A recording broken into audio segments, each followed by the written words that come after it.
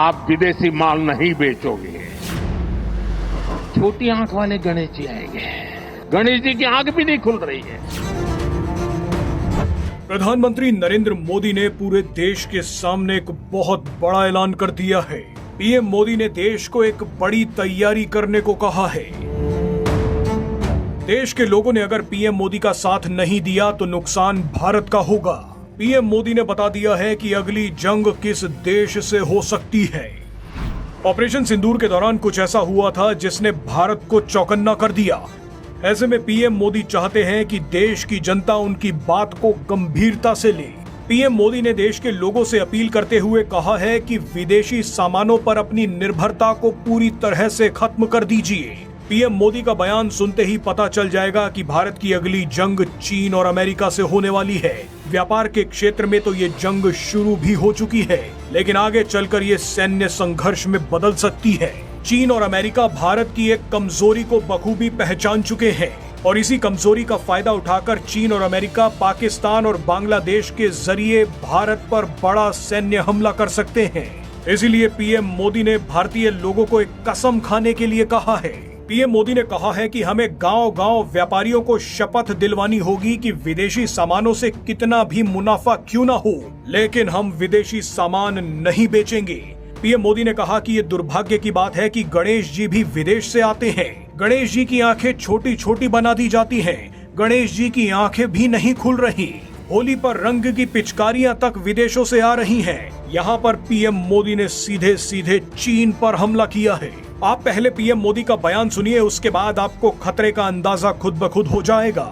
अगर आपने पीएम मोदी के बयान को हल्के में लिया तो आपका भविष्य खतरे में पड़ सकता है, क्योंकि इस बयान के बाद जो सच हम आपको बताने वाले हैं वो आपके पैरों के नीचे से जमीन खिसका देगा।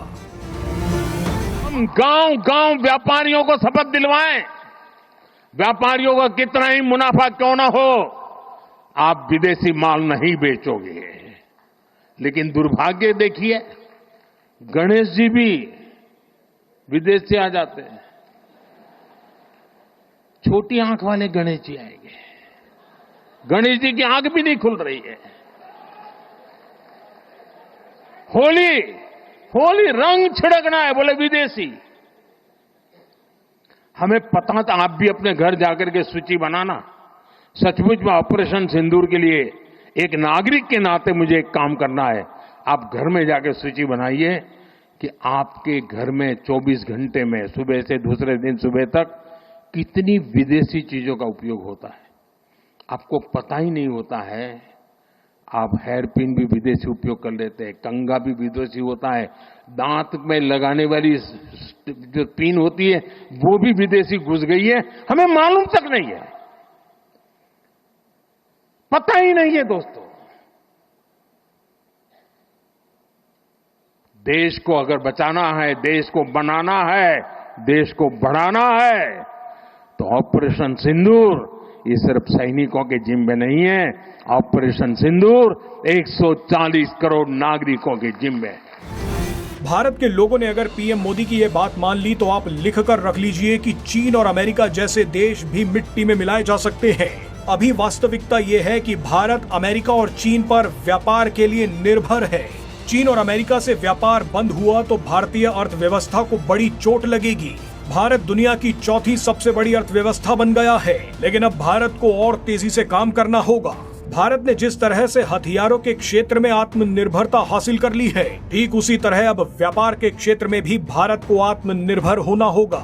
ऑपरेशन सिंदूर में भारत ने अमेरिकी और चीनी हथियारों की औकात पूरी दुनिया को दिखा दी थी। इससे बौखलाकर अमेरिका और चीन ने भारत को व्यापार की धमकी देनी शुरू कर दी।